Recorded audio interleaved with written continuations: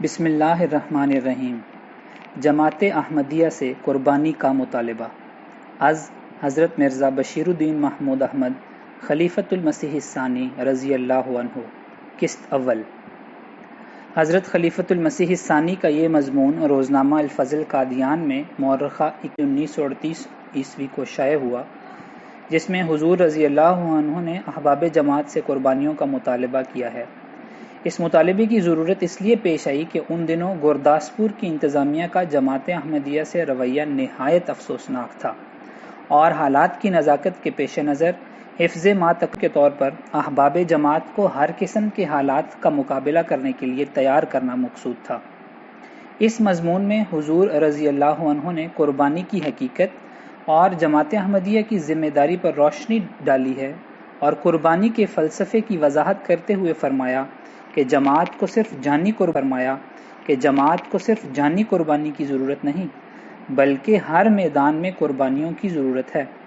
نیز آپ رضی اللہ عنہ نے یہ بھی وضاحت فرمائی ہے کہ احمدیت کے لیے جانی قربانی کے مطالبے سے یہ مراد ہرگز نہیں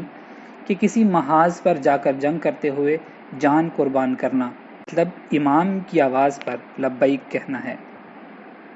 حضور رضی اللہ عنہ نے اپنے اس مضمون میں جس قربانی کا مطالبہ کیا ہے وہ ہر حال میں سچائی اور راستی کو اختیار کرنا ہے،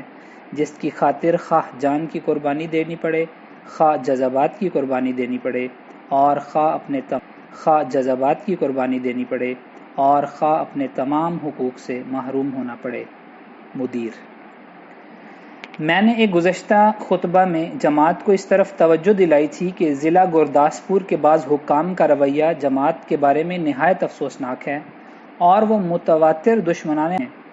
اور افسوس ہے کہ ماتحت حکام کے وقار کو قائم رکھنے کے خیال سے ان کے بالا افسران بھی ان حرکات پر انہیں تنبیہ نہیں کرتے، اور نتیجہ یہ ہے کہ بعض حکام نہایت نامناسب طور پر سلسلے کے خلاف اظہار رائے کرتے ہیں، جسے مخالفین سلسلہ ایسے لوگوں میں پھیلا کر لوگوں کو دھوکہ دیتے ہیں کہ یہ غیر جانبدار لوگوں کی رائے ہے، اور تبلیغ کا دائرہ محدود ہوتا جاتا ہے۔ آخر میں نے جماعت سے خواہش کی تھی کہ انہیں اس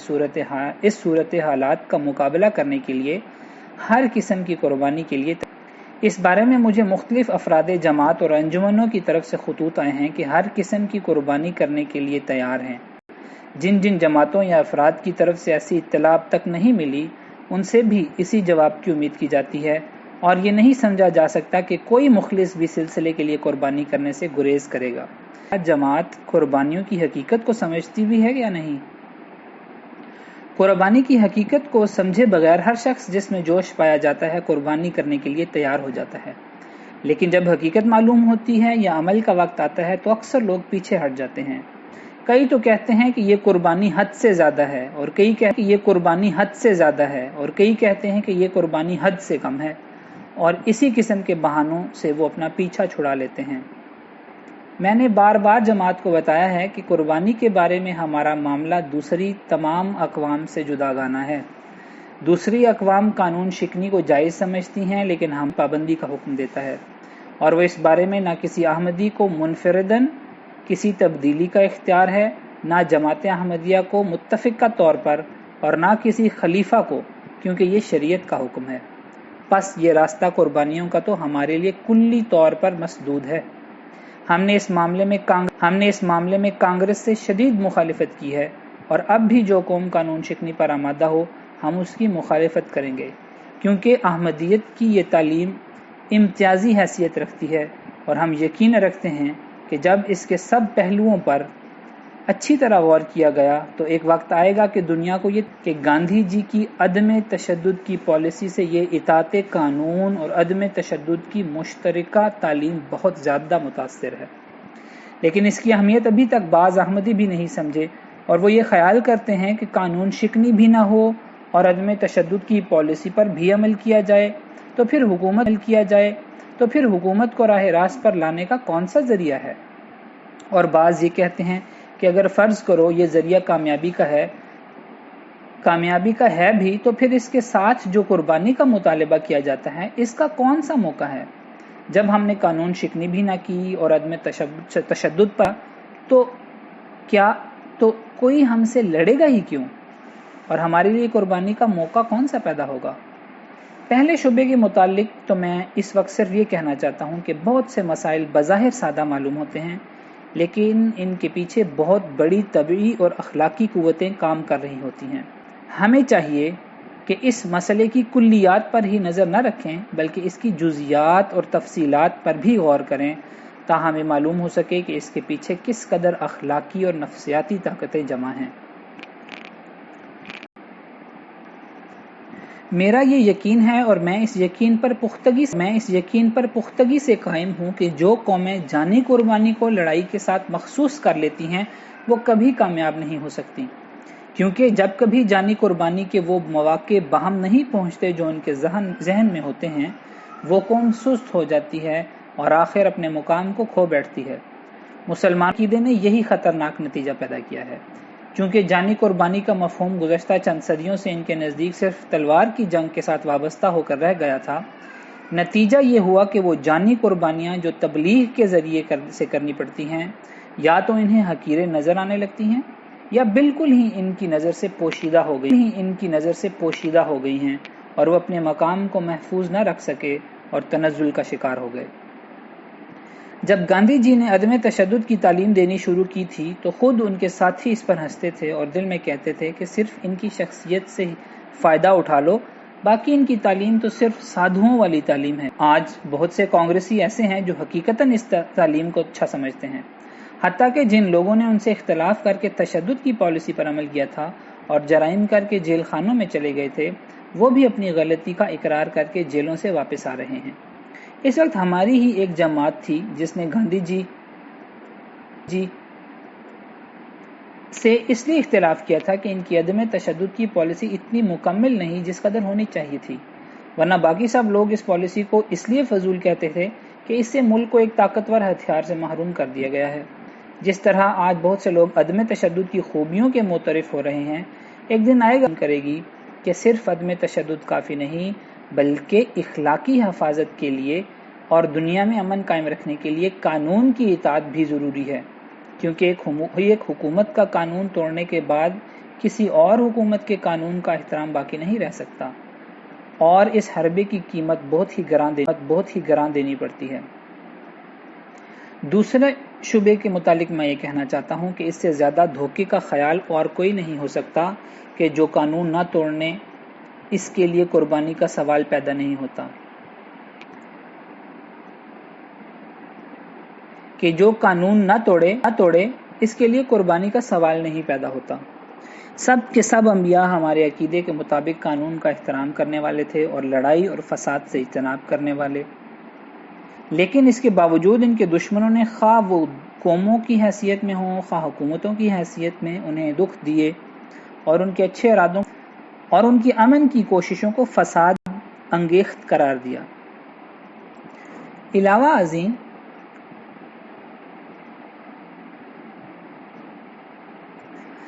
اس کے جو حصہ جدوجہد کا جماعت کی طرف سے ہوتا ہے وہ بھی خواہ کس قدر ہی پرامن ذرائع پر مشتمل کیوں نہ ہو ہر قسم کی قربانی چاہتا ہے۔ جانی قربانی بھی کرنا پڑتی ہے اور مالی بھی اور وطنی بھی۔ جانی قربانی صرف اسی کا تو نام نہیں کہ انسان لڑائی میں جان دے دے۔ اگر جانی قربانی اسی کا نام ہوتا تو انبیاء کو اس قربانی سے محروم قرار دینا پڑے گا، کیونکہ لڑائی میں مارا جانے والا شاید ایک نبی بھی نہیں گزرا۔ ان کی نسبت یہ کہا جاتا ہے کہ انہیں ان کے دشمنوں نے مروایا، یا وہ نبی بھی ایک ہاتھ کی انگلیوں پر گنے جا سکتے ہیں۔ پس جانی قربانی کے معنی لڑائی کے ہرگز نہیں، بلکہ میرا یہ یقین ہے اور میں اس یقین پر پختگی سے قائم ہوں کہ جو قومیں جانی قربانی کو لڑائی کے ساتھ مخصوص کر لیتی ہیں وہ کبھی کامیاب نہیں ہو سکتی، کیونکہ جب کبھی جانی قربانی کے وہ مواقع بہم نہیں پہنچتے جو ان کے ذہن میں ہوتے ہیں، وہ قوم سست ہو جاتی ہے اور آخر اپنے مقام کو کھو بیٹھتی ہے۔ مسلمانوں میں جہاد کے عقیدے نے یہی خطرناک نتیجہ پیدا کیا، چونکہ صدیوں سے ان کے نزدیک صرف تلوار کی جنگ کے ساتھ وابستہ ہو کر رہ گیا تھا، نتیجہ یہ ہوا کہ وہ جانی قربانیاں جو تبلیغ کے ذریعے سے کرنی پڑتی ہیں، یا تو انہیں حقیر نظر آنے لگیں یا بالکل ہی ان کی نظر سے پوشیدہ ہو گئیں، اور وہ اپنے مقام کو محفوظ نہ رکھ سکے اور تنزل کا شکار ہو گئے۔ اگر وہ یہ سمجھ بغیر علم کے نہیں ہو سکتی اور وہ جسم کی قربانی کے بغیر حاصل نہیں ہو سکتا، تبلیغ بغیر دور دراز سفروں کے اختیار کرنے اور دشوار گزار گھاٹیوں میں سے گزرنے کے مکمل نہیں ہو سکتی، اور وہ بھی جسم کی قربانی چاہتے ہیں، پھر تبلیغ مکمل نہیں ہو سکتی جب تک وحشی قبائل تک اسلام کا پیغام نہ پہنچا دیا جائے، اور ان لوگوں میں رہ کر مبلغ کی جان ایک دن بھی محفوظ نہیں قرار دی جا سکتی، اور یہ بھی جان کی قربانی ہے، وغیرہ وغیرہ، تو ہرگز ان کا قدم سست نہ ہوتا اور وہ اس ذلت کو نہ دیکھتے جو آج انہیں دیکھنی نصیب ہوئی۔ تبلیغ کے اگر یہ معنی لیے جائیں کہ مہینے میں اگر کسی دن فرصت ہوئی تو کسی دوست کو ملنے چلے گئے اور اس سے تبلیغ بھی کر دی، تو اس میں جانی قربانی کا بہت کم نشان ملتا ہے۔ لیکن جس تبلیغ کا اسلام ہم سے مطالبہ کرتا ہے وہ تو ایک زبردست قربانی ہے، اور اس کے زبردست قربانی ہونے کا کھلا ثبوت یہ ہے کہ جب بھی جماعت سے قربانیوں کا مطالبہ کیا جاتا ہے، وہ بڑے جوش سے کہہ دیتے کہ ہاں ہم قربانیاں کریں گے، لیکن اس قربانی کے پیش کرنے کا بہت کم دوستوں کو موقع ملتا ہے، جس سے ثابت ہوتا ہے کہ یہ قربانی ویسی آسان نہیں جیسی کہ اسے بیان کیا جاتا ہے، کہ انسانی نفس ضمیر کی ملامت سے سخت تکلیف اٹھاتا ہے، اور اس سے بچنے کا اس نے یہ ذریعہ ایجاد کیا ہے کہ وہ نیکی کی تعریفیں بدلتا رہتا ہے، اور جس قربانی کا اس کے لیے موقع ہوتا ہے وہ اسے ادنا قرار دے کر اس سے اس طرح پیچھا چھڑا لیتا ہے کہ یہ تو ادنا قربانی ہے، اسے کیا پیش کرنا ہے، اور بازام خود ایک اعلیٰ قربانی کے پیش کرنے پر آمادگی ظاہر کرتا ہے جس کے پیش کرنے کا اس وقت موقع نہیں ہوتا، اور اس طرح وہ اپنی نظروں میں اور اپنے ہم چشموں کی نظروں میں اعزاز حاصل کرنے کی کوشش کرتا ہے، مگر یہ سودا اسے بہت مہنگا پڑتا ہے، کیونکہ اللہ تعالیٰ کے تمام فائدہ کے لیے ہیں۔ پس ایسے موقع پر جھوٹی عزت حاصل کرنا خودکشی سے کم نہیں ہوتا، کیونکہ لفظی تعریف حقیقی نقصان کا قائم مقام نہیں ہو سکتی۔ باقی آئندہ۔ الفجر انٹرنیشنل، 30 جون 2020 عیسوی، بروز منگل۔ آواز محمد اظہار۔